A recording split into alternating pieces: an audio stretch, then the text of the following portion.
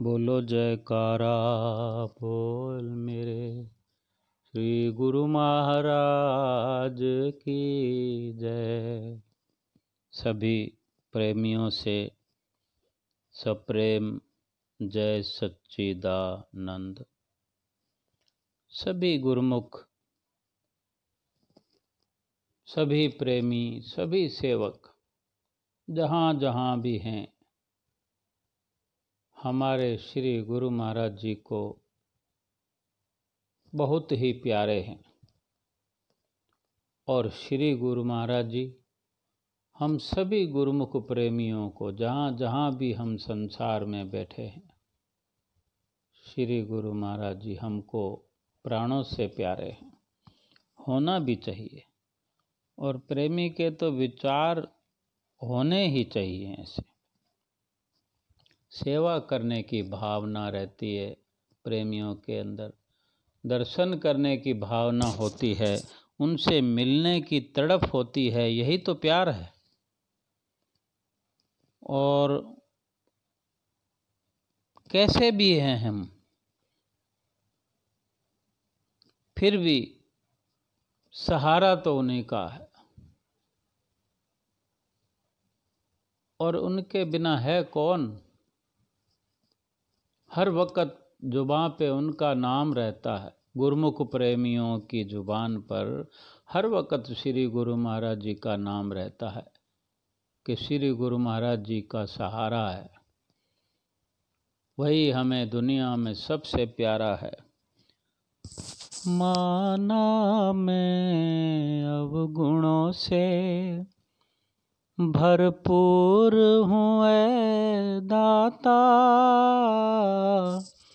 तेरे ही सहारे हूँ, कोई और नहीं मेरा। उपकार जो तूने किए जाते नहीं गिनाए, तेरे चरणों की सेवा में मेरा मन चित्त जुड़ जाए। बिनती तेरे द्वारे पर तेरे चरणों में निभ जाए, तेरे चरणों की है आस मेरे दिल में। करूं सेवा सदा तेरी, तेरी मौज में मालिक, बीते जिंदगानी मेरी तेरी पावन सेवा में, तेरी पावन सेवा में ये जीवन मिट जाए, तेरे चरणों की सेवा में मेरा मन चित्त जुड़ जाए। कितने सुंदर पवित्र विचार हैं। अगर हमारे हृदय से ऐसे विचार निकलते हों, हर वक्त ऐसे विचार अंदर पनपते हों, उठते हों। एक लीला श्रवण करते हैं। 2003 यानी 17 साल पहले की ये लीला है। देखो प्रेमी गुरुमुख ऐसे हैं श्री गुरु महाराज जी के, जो सन याद रखते हैं, ऐसे छाप लेते हैं हृदय पर श्री सतगुरुदेव महाराज जी के उपकारों को। अगर कोई दुख उनको लगता है, वैसे तो हर वक्त सतगुरु का ही सहारा होता है। हर छोटे बड़े दुख में श्री गुरु महाराज जी बचाते हैं, क्योंकि हम उन्हीं के सहारे हैं। अपनी बागडोर उन्हीं को सौंप दिए, उन्हीं के चरणों में सब कुछ भला बुरा उन्हीं को सौंप दिया है। अगर कोई बड़ी घटना दुर्घटना से अगर वो अपने आप को बचता हुआ पाते हैं और श्री गुरु महाराज जी एहसास करवा भी देते हैं उन्हें, तो वो हृदय के अंदर उस लीला को छाप लेते हैं और समय समय पर याद करते हैं कि श्री गुरु महाराज जी ने बचाया ना होता तो क्या हुआ होता। कई बार तो ऐसा होता है कि हड्डी पसली टूट जाती है, ऐसा एहसास होता है कि हमें इस तकलीफ़ से बचा लिया। कभी तो टूटने से बच जाती है, कभी हड्डी पसली टूट जाती है, तो भी हम सोचते हैं, हमें एहसास दिलवाते हैं श्री गुरु महाराज जी कि तुम्हारा इतने में ही काम हो गया, बड़ा दुख था। हमें खुद यकीन हो जाता है, कोई दूसरा आकर हमें समझाए इसकी ज़रूरत नहीं है। गुरुमुख प्रेमियों को कोई आके समझाए ये ज़रूरत नहीं है। श्री गुरु महाराज जी अंदर बैठे हैं, उन्होंने हिसाब किताब का खाता अपने कर कमलों में ले रखा है, वही सब कुछ देख रहे हैं।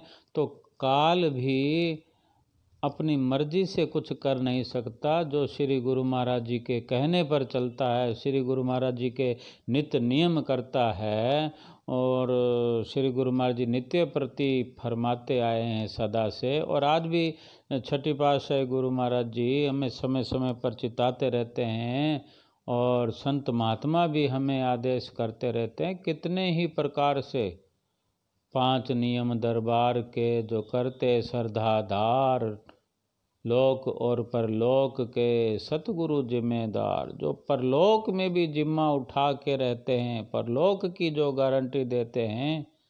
तो ये तो छोटे मोटे दुख हैं। वो बहन जी की एक लीला है, वो दिल्ली के आसपास कहीं रहते हैं। उन्होंने सुनाई और बड़े गदगद कंठ से सुनाई, और जैसे वो सुना रही थीं भगत्यानी जी, ऐसे लग रहा था कि जैसे वो आज का वाक़या हो। ऐसे लग रहा था कि अभी अभी श्री गुरु महाराज जी ने उनको बचाया है। तो 2003 की बात है। वो बताती हैं कि उससे पहले, जो शादी से पहले, उस भगत्यानी जी ने नाम तो लिया हुआ था। शादी से पहले जैसे गुरुमुख परिवार होता है तो माँ बाप सबको नाम दाम दिलवा देते हैं। श्री गुरु महाराज जी की बड़ी कृपा रहती है गुरुमुख परिवारों पर, और नित्य नियम पर भी जिस तरह माता पिता करते हैं तो बच्चे भी सीखते हैं, ज़रूर सीखते हैं। जैसा सिखाना चाहें हम वैसा सीखते हैं। तो बताती हैं कि पहले तो हम जाते रहते थे दर्शनों पे, माता पिता के साथ थे जब, मैं भी जाती थी। और जब मेरी शादी हुई तो वो श्री गुरु महाराज जी से, श्री आनंदपुर दरबार से वो परिवार, मेरे ससुराल वाले नहीं जुड़े थे। और ऐसा नहीं है कि कोई कुछ करते नहीं, हर कोई अपने हिसाब से राम का नाम, भगवान का नाम, भक्ति परमार्थ हर कोई करता है। लेकिन बात वो होती है कि अभी हम श्री आनंदपुर दरबार की बात कर रहे हैं, श्री गुरु महाराज जी की बात कर रहे हैं। वो वहाँ से सफ़र होकर कैसे श्री आनंदपुर की तरफ हो रहा है, ये जिक्र लीला में उन्होंने बताया कि जब मैं वहाँ शादी होकर ससुराल में गई तो देखा सब कुछ, तो मुझे मन में आया कि श्री गुरु महाराज जी की अवश्य कृपा होगी कि ये भी गुरुमुख बन जाएं। देखो, हर कोई चाहता है कि हमारे संपर्क में आने वाले सभी गुरु महाराज जी के अनन्य प्रेमी बन जाएं। जो लाभ मुझे हो रहा है उन सब को हो। कितने सुंदर विचार होते हैं गुरुमुख प्रेमियों के। गुरुमुख का तो मतलब ही यही है, और गुरु महाराज जी की तो आगे ही यही है, सबको अपने जैसा बनाओ, अच्छा बनाओ, सबके दिल को खुश करो। समय समय पर श्री गुरु महाराज जी फरमाते रहते हैं, चाहे गुरुमुख कहीं भी रहता हो, उसका फर्ज है अपने संपर्क में आने वाले का दिल खुश करो, उसकी आत्मा को खुशी मिलनी चाहिए। तो खुशी कैसे मिलेगी? वो श्री गुरु महाराज जी का प्रेमी बनेगा, उससे हम सत्संग वार्ता करेंगे, उसका जो सफ़र है वो कहीं फंसा हुआ है, रुका हुआ है, उसका सफ़र शुरू करवाएंगे, उसका रास्ता साफ करेंगे, तो उसको खुशी मिलेगी कि मैं रुका हुआ था, चल पड़ा हूँ। तो बहन जी बता रहे हैं कि जब ऐसा मेरे मन में चलता रहता था कि कभी ना कभी, तो एक बार वो बहन जी कहते हैं कि मेरे भाई ने मेरी सिस्टर इन लॉ को कहा, जब मैं ससुराल में थी, मेरी शादी के बाद की बात है, कि आप लोग बसंत कुंज तो चलो। बसंत कुंज आश्रम जो है वो तो दिल्ली में ही है, दिल्ली में ही वो कहीं रहते हैं, तो ये तो कोई मुश्किल बात नहीं है। तो सभी लोग चल पड़े कि वो उसकी भक्त्यानी की सिस्टर इन लॉ, उनकी फैमिली भी, और वो भक्त्यानी की फैमिली भी, भक्त्यानी के भगत जी वगैरह। तो बसंत कुंज आश्रम में पहुँचे तो कहती हैं कि वो देखकर श्री गुरु महाराज जी ने कैसी लीलाएं कर रखी है, देश में विदेश में एक अमिट छाप लगा दी है। ये पंचम पातशाही गुरु महाराज जी का जो स्वरूप बनाया है आपने, जैसा भक्ति का सुनहरा एक झिलमिल सितारों जैसा आकाश बना दिया है अपने धरती पर, जैसे कोई उतार दिया हो, कोई करिश्मा, कोई बैकुंठ के नज़ारे उतार दिए हों जगह जगह पर। कहीं छोटे मोटे आश्रम में भी चले जाते हैं तो वहाँ जाकर ऐसे दिमाग ऐसे हो जाता है, मन मस्तिष्क में जैसे खुशियाँ ही खुशियाँ भर जाती है, एकदम शांत वातावरण। आप जी का जहाँ पर वास है, श्री गुरु महाराज जी के स्वरूप भी जहाँ विराजमान है, जहाँ नित्य प्रति सत्संग होता हो, चाहे वो कुटिया हो, आश्रम हो, श्री आनंदपुर दरबार हो, प्रयाग धाम हो, या हमारा घर हो, जहाँ श्री गुरु महाराज जी के नित्य प्रति नियम होते हैं, सत्संग होता हो, सुमरन होता, क्या कहना है। वहाँ पर अड़ोस पड़ोस के लोग भी अगर गुरुमुखों के घर जाते हैं, उनका आचरण गुरुमुखों जैसा होना चाहिए। उनके कोई संपर्क में आते हैं तो कहे उठती है उनकी जुबान की, यहाँ तो आनंद आता है, आपसे बात करने में आनंद आता है।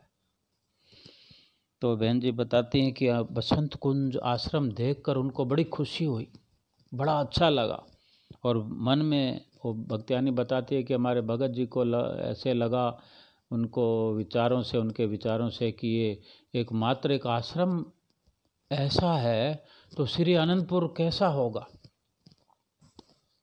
फिर एक समय आया 2003 के अंदर, उनकी तैयारी हुई श्री आनंदपुर जाने की, सभी गए, उनकी सिस्टर इन लॉ की फैमिली भी गई भक्त्यानी की, और भक्त्यानी का परिवार भी गया। और वो बताती हैं कि मेरी 2 छोटी बेटियां थी और एक छोटा बेटा था, छोटे छोटे बच्चे थे।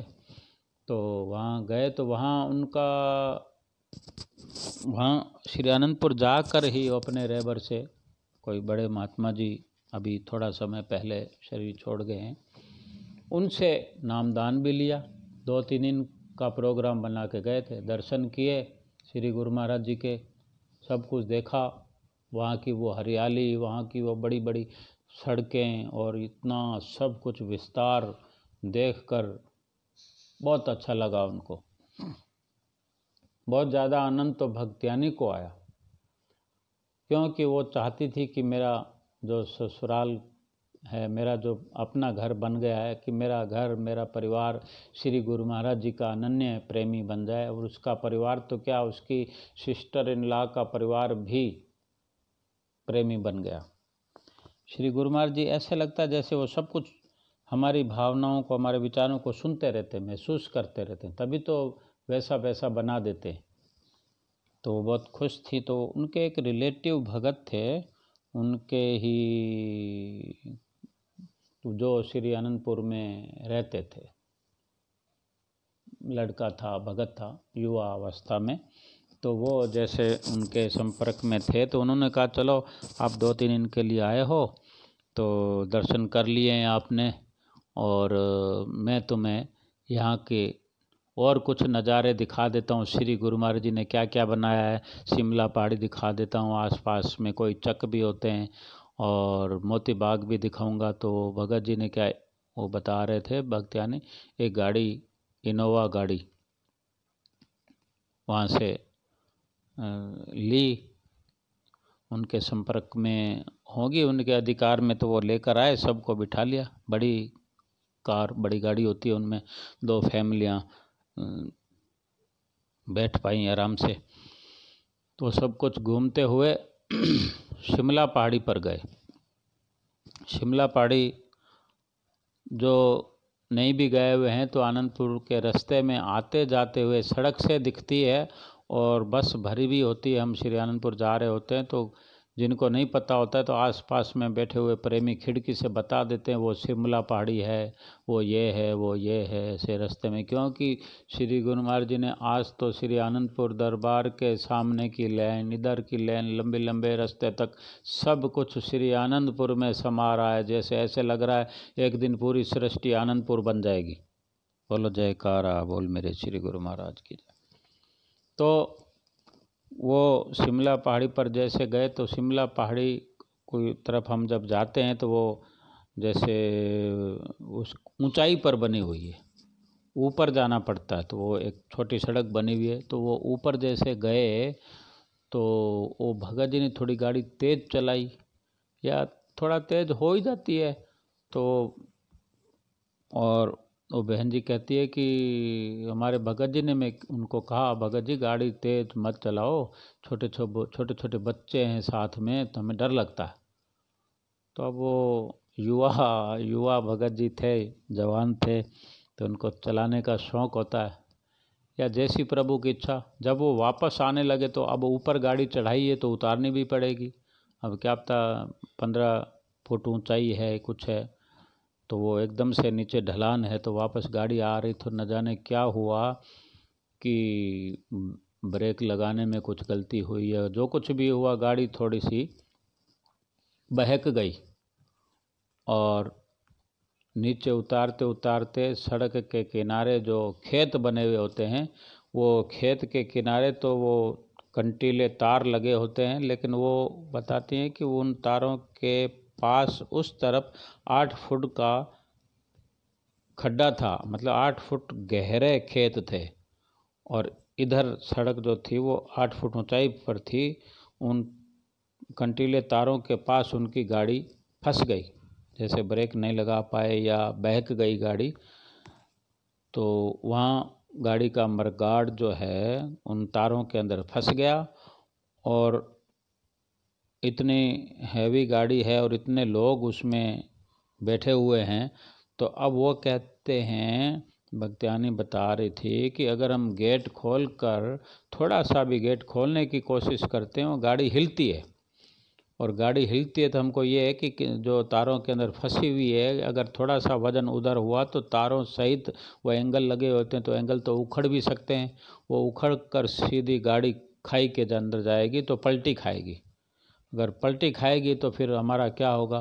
तो ये सब वो देख रहे हैं, गाड़ी रुकी हुई है, गाड़ी रुकी हुई है, और ये उनको सब साफ नज़र आ रहा है कि कुछ ना कुछ ज़रूर होगा। अगर गाड़ी पलटती है तो हड्डियां पसलियां टूट जाती है, कोई दब जाए तो मृत्यु भी हो जाती है, कुछ भी हो जाता है। बस वो कहते हैं अब क्या करें, बैठे हैं उसके अंदर, ना बाहर निकलते हैं, ना निकलने को बनता है, ना उसमें रहने को बनता है। अब श्री गुरु महाराज जी का नाम जपो, श्री गुरु महाराज जी की याद आ रही है धड़ाधड़। बस वो देखते ही देखते सड़क बिल्कुल खाली पड़ी थी, ना आगे कोई ना कोई पीछे, वहाँ कौन जाता है। श्री गुरु महाराज जी की गाड़ियाँ जाती है, जिसको काम होता है वो जाता है। तो तुरंत एक पिकअप आ गई, थोड़े समय में, ज़्यादा टाइम नहीं लगा। छोटी बस आई दरबार की तरफ से और वहाँ आके रुकी और उसमें से 4 महात्मा जी निकले। 4 महात्मा जी बाहर आए। बाहर आकर वो जो ड्राइवर भगत जी थे उनको इशारा किया। अब शीशे तो बंद थे, वो तो शीशे को किसी चीज़ को हाथ लगाते तो गाड़ी हिलती है। बैठे थे तो महात्मा जी ने ऐसे हाथ से इशारा किया, भी तू ऐसे किया तो उसका मतलब यही है भी तू कहाँ गया था, कहाँ से आया है, क्या कर रहा है। तो उसने भी ऐसे ऐसे कर गया, ऊपर गया था, पहाड़ी पर गया था। जो भी हो वो बात हो गई महात्मा जी ने, फिर ना कोई उन्होंने कुछ पूछा ना पूछाया, वो भी सिचुएशन को समझ गए। अब उन्होंने बस में से महात्माओं ने रस्सा निकाला। देखो जैसे कोई सब तैयारी करके आए हों फटाफट, जैसे श्री गुरु महाराज जी ने भेजा हो या आप खुद रूप बना कर आए हों कैसे भी, तो फटाफट उन्होंने पीछे रस्सा बांधा उसको, जीप को, वो जो जिसमें फंसे हुए जो गाड़ी फंसी हुई थी उसको पीछे से रस्सा बांध के पिकअप में रस्सा बांध कर उसको थोड़ा चलाया धीरे धीरे और उसको खींचा। गाड़ी एक पल में 1 मिनट में निकल गई और फिर रस्सा खोल दिया और महात्मा जी जैसे फिर बाहर खड़े थे कुछ, तो सबका इन लोगों ने मत्था टेका और फिर उन्होंने, वो भक्तियानी बता रही थी कि हमें मूंगफलियों का प्रसाद दिया कि ये लो मूंगफलियों का प्रसाद लो और खाते जाओ, सीधे अनंतपुर जाओ। तो उन्होंने मत्था टेक कर प्रसाद ले लिया और गाड़ी में बैठे। जब वो महात्मा जी ऐसा कहकर गए तो वो कहते मूंगफलियों को देखते देखते जब उन्होंने पीछे नज़र घुमाई तो ना तो बस नज़र आई ना महात्मा जी नज़र आए, जाने भी क्या था। और मन के अंदर इतना शुक्राना किया कि ये श्री गुरु महाराज जी की लीला है, मेरे लीलाधारी भगवान की लीला है। ये श्री गुरु महाराज जी सब देख रहे हैं, हमें बचाने के लिए आए हैं। उन्होंने सारी रचना रचाई है, नहीं तो आज क्या होता। वो भक्तियानी कहती है कि मैं भगत जी को पहली बार लाई हूँ, अपनी सिस्टर इन लॉ को पहली बार लाई हूँ, उनका परिवार है, छोटे छोटे बच्चे हैं। अगर आज कुछ हो जाता तो मैं किसी को मुँह दिखाने के लायक नहीं होती। फिर वो दोबारा आते नहीं हो, पहली बार उनको मिन्नतें करके लाई हूँ। श्री गुरु महाराज जी ने हर चीज़ की, हर बात की मेरी लाज रखी और आज के आज पहले दिन लीला दिखाई और मेरा सारा परिवार प्रेमी बन गया। तभी तो प्रेमी कहते हैं, तुझसे न कभी बिछड़ूं, तेरे चरणों से प्रीत रहे, आँखों में तसव्वुर और दिल में तेरी याद रहे। मुझे और न चाह कोई, तू दिल में समा जाए, तेरे चरणों की सेवा में मेरा मन चित्त जुड़ जाए। विनती तेरे द्वारे पर, बस यही विनती करते हैं कि तेरे चरणों में निभ जाए हमारी। बताती हैं उसके बाद हमारे घर में, परिवार में भगत जी से लेकर छोटे बच्चों तक सभी गुरु महाराज जी के सहारे रहते हैं। नित्य नियम होते हैं, भजन सिमरन भी होता है, आरती पूजा सब होता है, समय समय पर दर्शन भी करते हैं। महात्मा जी जो श्री आनंदपुर से आते हैं उनका सत्संग भी सुनते हैं, यानी लगे पड़े हैं तब से। और शुक्राना शुक्राना शुक्राना शुक्राना श्री गुरु महाराज जी का गाते रहते हैं। बोलो जयकारा, बोल मेरे श्री गुरु महाराज की जय।